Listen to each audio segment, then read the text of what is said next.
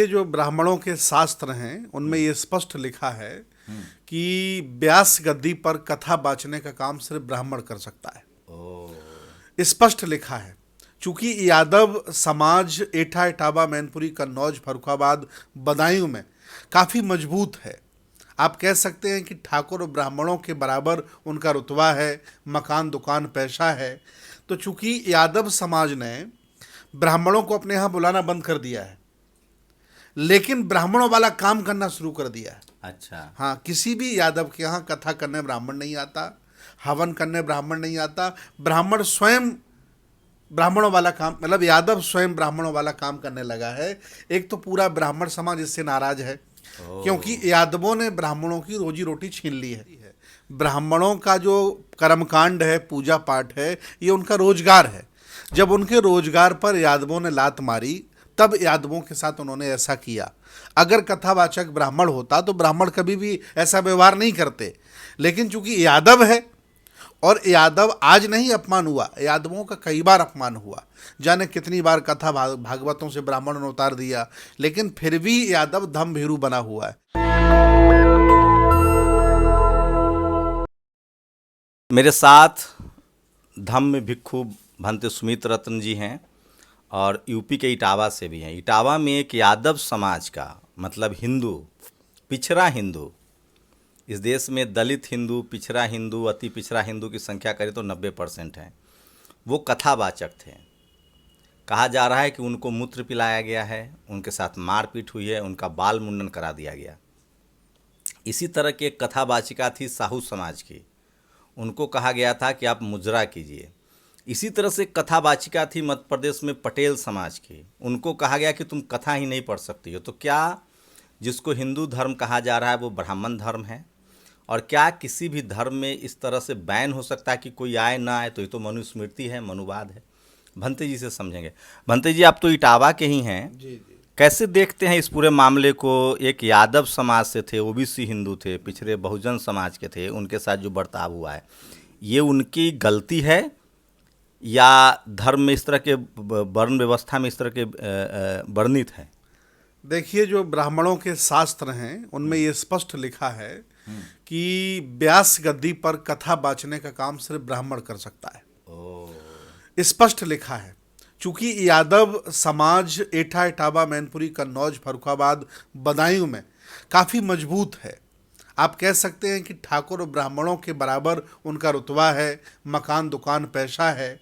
तो चूंकि यादव समाज ने ब्राह्मणों को अपने यहाँ बुलाना बंद कर दिया है, लेकिन ब्राह्मणों वाला काम करना शुरू कर दिया है। अच्छा। हाँ, किसी भी यादव के यहाँ कथा करने ब्राह्मण नहीं आता, हवन करने ब्राह्मण नहीं आता। ब्राह्मण स्वयं ब्राह्मणों वाला काम, मतलब यादव स्वयं ब्राह्मणों वाला काम करने लगा है। एक तो पूरा ब्राह्मण समाज इससे नाराज है क्योंकि यादवों ने ब्राह्मणों की रोजी रोटी छीन ली है। तो ये धर्म है, रोजी रोटी है, ये तो उनको खुश होना चाहिए कि धम्म, आप जैसे धम्म भिक्षु बुद्ध के अनुयायी हैं तो आप धम्म के प्रचार प्रसार के लिए कोई भी आके भिक्षु बने आप तो स्वागत करेंगे। ये लोग क्या ब्राह्मण ही ये ब्राह्मण धर्म का विकास कर सकता है? देखिए, हमारा धम्म है, हमारी रोजी रोटी नहीं है, विचारधारा है, संस्कृति है। ब्राह्मणों का जो कर्मकांड है, पूजा पाठ है, ये उनका रोजगार है। जब उनके रोजगार पर यादवों ने लात मारी तब यादवों के साथ उन्होंने ऐसा किया। अगर कथावाचक ब्राह्मण होता तो ब्राह्मण कभी भी ऐसा व्यवहार नहीं करते, लेकिन चूंकि यादव है और यादव आज नहीं अपमान हुआ, यादवों का कई बार अपमान हुआ। जाने कितनी बार कथा भागवतों से ब्राह्मणों ने उतार दिया, लेकिन फिर भी यादव धम भीरू बना हुआ है। मैं आज दावे के साथ कह रहा हूँ शंभू जी, पूरे ब्राह्मण धर्म को अगर ओबीसी में कोई ढोरा है तो यादव ढोरा है, और इनका अपमान भी होता फिर भी ये जबरदस्ती। मैं आप आज से कहना चाह रहा हूँ कि पूरे इटावा मैनपुरी में सबसे अधिक कथाएं यादव कराते हैं। सबसे अधिक हिंदू मंदिर, हनुमान जी के बड़े बड़े मंदिर यादव बनवाते हैं। अखिलेश यादव भी एक मंदिर बनवा दिए हैं, अभी शिवपाल सिंह हनुमान जी की मूर्ति लगवाए हैं। तो ये सारे काम यही करते हैं। नहीं, सवाल है कि किसी की आस्था हो सकती है, तो क्या ये उनके शास्त्रों में लिखा है कि गैर ब्राह्मण धर्म में पुजारी या कथावाचक नहीं हो सकता है या ट्रस्टी नहीं हो सकता? ब्राह्मण कभी भी एससी ओबीसी माइनॉरिटी को बराबर नहीं देखना चाहता है और उनके शास्त्रों में लिखा है कि ब्राह्मण ऊंचा और श्रेष्ठ है। आप मुख्यमंत्री बन सकते हैं, लेकिन ब्राह्मण जब भी चाहेंगे आपका घर धुलवा देंगे, जब चाहेंगे तब मारेंगे। ये तो यादव समाज को सोचना तो चाहिए। पेरियार ने जो कहा था कि मैं उस धर्म को, चाहे कोई भी धर्म हो, जो मुझे नीच मानता है मैं उसको लात मारूंगा, मैं वहाँ से निकल जाऊंगा। ये तो साक्षात दिख रहा है कि एक हिंदू धर्म के मानने वाले के साथ कहा जा रहा है कि महिला का मूत्र पिलाया गया है, बाल कटा दिए गए हैं। नहीं, यादव समाज को इससे ज्ञान लेना चाहिए, शिक्षा लेनी चाहिए और उस व्यवस्था को लात मार देनी चाहिए जिस व्यवस्था में उन्हें सम्मान नहीं मिल रहा है। भाई, इससे बड़ा और पद क्या हो सकता है कि कोई पढ़ा लिखा यादव कथा बाँचने जाए और उसको इसलिए मारा जाए कि तू यादव है। या पूरे यादव समाज को ये निर्णय लेना चाहिए, संकल्प लेना चाहिए और ब्राह्मण व्यवस्था को छोड़ देना चाहिए। अगर वो धम्म की तरफ आते हैं तो आप कैसे, आप में यहाँ कोई वर्जना है या आप स्वीकार कर लेंगे? आपके यहाँ सबके लिए दरवाजे खुले हैं, जो भी धम्म के अनुयायी होना चाहे। हमारे यहाँ कोई ऊंच नीच नहीं है, कोई जातिवाद नहीं है। समाज में जब तक रहता है व्यक्ति अलग अलग नालों और नामों से पहचाना जाता है, जब वो धम्म में आ जाता तो समुद्र बन जाता है। हमारे यहाँ कोई ऊंच नीच जातिवाद नहीं है। भगवान बुद्ध के धर्म को मानने वाले ब्राह्मण समाज की सभी जातियाँ हैं और हम लोग कोई भेद नहीं करते हैं। सबके यहाँ आते हैं, जाते हैं, कोई भी प्रवचन कर सकता, मान सम्मान कर सकता है। क्योंकि ब्राह्मण धर्म में ये लिखा है कि यादव अछूत है, शेड्यूल कास्ट ओबीसी की जातियां शूद्र हैं। ये पठन कौन पाठन कौन लोग अशूद्र और शूद्र हैं और अछूत पूरा हैं? ओबीसी की जातियां उनके लिए अछूत हैं, पूरा शेड्यूल कास्ट की जातियां उनके लिए अछूत हैं। मुसलमानों को वो अछूत मानते ही मानते हैं, तो आखिर कैसे स्वीकार करेंगे? तो क्या और जो सवर्ण समाज में जातियां हैं वो कर सकते हैं काम? जैसे ब्राह्मण समाज के अलावा राजपूत हैं, वैश्य हैं, कायस्थ हैं, भूमिहार हैं, हमारे यहाँ ये लोग कर सकते हैं, कथावाचक हो सकते हैं। जो सब जनरल कैटेगरी में जो और जातियां हैं वर्ण व्यवस्था के हिसाब से, ये लोग भी नहीं कर सकते हैं? अगर यादवों के अलावा वो सवर्ण होते तो ब्राह्मण कभी उनको नहीं मारते। ये बहुत बड़ी घृणा वाली बात है, नफरत वाली बात है। जिस व्यवस्था में जिसको धर्म भीरू बना यादव समाज पड़ा है, मंदिर बना रहा है, कथाएं कर रहा है, ब्राह्मणों को ढो रहा है, और वहाँ अगर उन्हें अपमान मिल रहा है तो इन लोगों की व्यवस्था छोड़ देनी चाहिए। तो लगभग 20 करोड़ 25 करोड़ आबादी है ब्राह्मण समाज की पूरे देश में। यूपी, बिहार, मध्य प्रदेश, उनके मुख्यमंत्री हैं। ब्राह्मण बहुत ज़्यादा नहीं है, भरा पड़ा है बिहार में, भरा पड़ा है यूपी में। इन्हें शिक्षा लेनी चाहिए। राजस्थान, मध्य प्रदेश, हर जगह है। हर जगह, ऐसी कोई जगह नहीं जहाँ यादव नहीं है। मैं तो अपील करूँगा, हाथ जोड़ के निवेदन करूँगा कि आप शासक थे, आपके पुरखे शासक थे, आप लिच्छवी परिवार से ताल्लुकात रखते हैं। आपके ही परिवार में भगवान महावीर वर्धमान ने जन्म लिया था। अच्छा। आपके लगभग 180 रजवाड़े मुझे पता है। यादव राजा रहे हैं यहाँ के। लगभग 10-15 बड़े बड़े राष्ट्रपति यादव हो चुके हैं, मुख्यमंत्री यादव हो चुके हैं, बड़ी बड़ी पार्टियां इन्होंने बना ली हैं।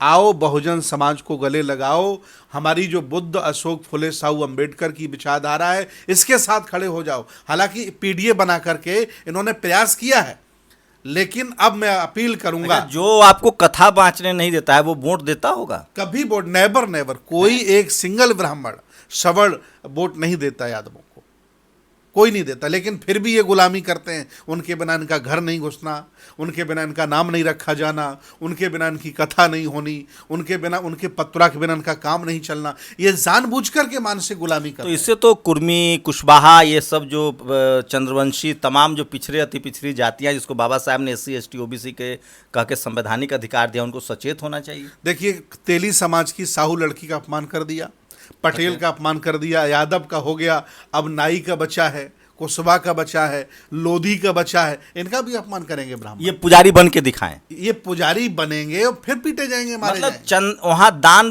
पात्र में पैसा डालने तक उचित है जी। लेकिन आप दान पेटी की चाबी नहीं रख सकते। आप सवाल नहीं कर सकते, प्रश्नवाचक चिन्ह नहीं लगा सकते, आप कमेंट नहीं कर सकते, आप दान दे सकते हैं, उसमें आप पैसा निकाल नहीं सकते, आपको ऊंचे स्थान पर बैठने का अधिकार नहीं। ऐसे धर्म को बाबा साहब ने लात मार दी थी। मैं 27 साल पहले बौद्ध भिक्षु बनकर के उस धर्म को लात मार के चला आया। मैं तो अपील करूंगा पूरे यादव समाज से कि छोड़ दीजिए इनके पाखंड को, छोड़ दीजिए इनके मत मतांतर को, छोड़ दीजिए इनकी व्यवस्था को। लेकिन संवैधानिक रूप से तो ये ऑफेंस, अखिलेश जी ने कहा है कि सजा मिलनी चाहिए। अब तो संविधान है, अब तो किसी धर्म को माने अधिकार नहीं कि वो ऊंच नीच या इस तरह से छुआछूत करे।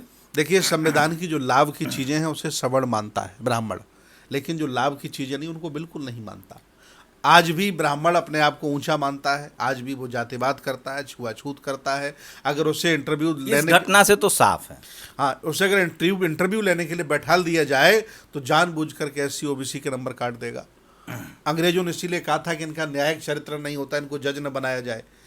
आज भी मैं बता रहा हूं कि पूरा हिंदू धर्म को यादव ढो रहा तो है। क्या ब्राह्मण महासभा जैसी संस्थाएं इसके खिलाफ बोलेगी, आएगी सामने, लगता है? नहीं, ब्राह्मण तो खुश हो रहे होंगे, ब्राह्मण महासभा वाले तो खुश होंगे, बहुत अच्छा लेकिन किया उनका, आपने। इससे तो उनका प्रभाव कमजोर होगा, लोग बगावत करेंगे। नहीं, उन्हें कोई बगावत से मतलब नहीं। जब वो मंदिरों पे ये लिखवा सकते हैं कि शूद्र यहाँ प्रवेश ना करें, फिर भी इनकी आंखें मंद हैं क्या?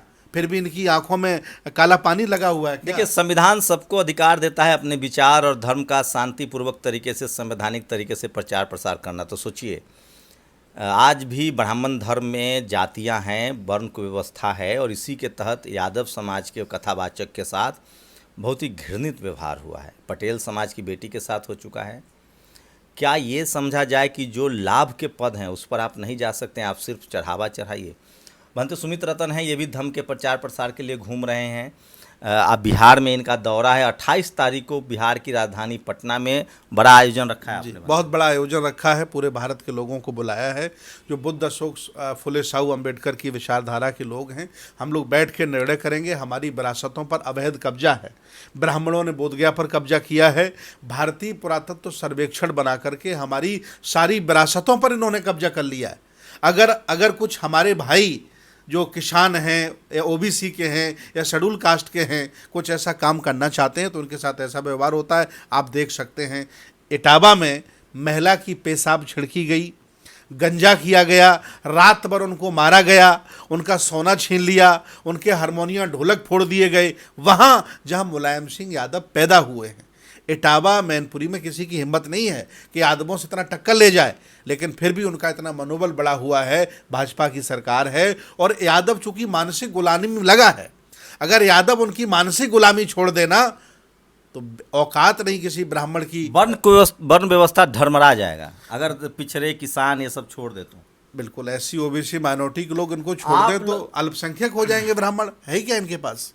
तो 28 तारीख को भंते सुमित रतन जो है वो धर्म का प्रचार प्रसार कर रहे हैं। मैं फिर कह रहा हूँ, बाबा साहब ने बहुत सोच समझ कर जो संविधान दिया है, उन्होंने 1956 में कहा था कि भारत बुद्धमय होना चाहिए। आप एक ऐसा धर्म चुनिए जिसमें बराबरी हो, मानवता हो, दया हो, करुणा हो। धर्म अगर ज़रूरी है तो ये ज़रूरी है कि उसमें मानवता, इक्वालिटी हो, फ्रेटर्निटी हो। आप ये कह के भी नहीं टाल सकते हैं कि एक मुट्ठी भर लोगों ने इस तरह का घृणित व्यवहार किया है। सवाल है कि क्या पूरा ब्राह्मण समाज इसके खिलाफ खड़ा होगा इस घृणित व्यवहार के तहत, और इसके बदले में क्या हर मंदिर, जो बड़े बड़े मंदिर है, बालाजी, पुरी, राम मंदिर, क्या इन सब जगहों पर जो बाकी हिंदू अनुयायी हैं जिनको वर्ण कुव्यवस्था में जगह नहीं है, सोचिए, मैं फिर कह रहा हूँ, ब्राह्मण धर्म में 4 वर्ण है। सबसे ऊपर ब्राह्मण जो सब अधिकार रखता है, पढ़ाई लिखाई, धर्म, वो कुछ भी कर सकता है, पूजा पाठ।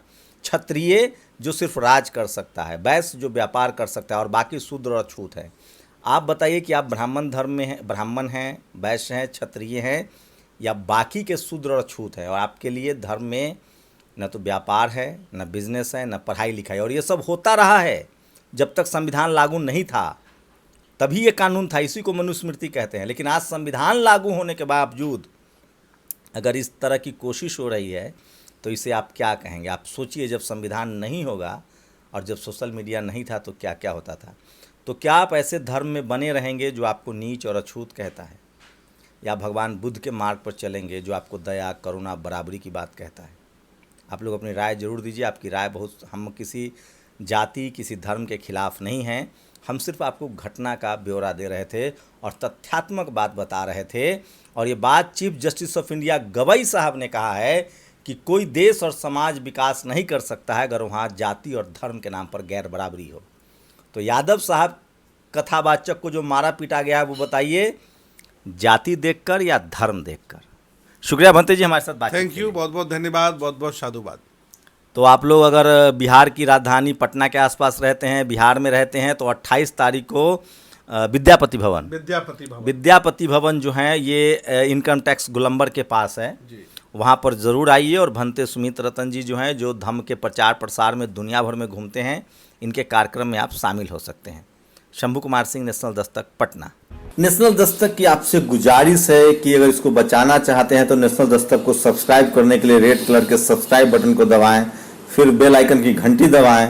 नेशनल दस्तक को बचाने के लिए बहुत ज़रूरी है कि हर खबर को शेयर करें, लाइक करें, कमेंट जरूर करें।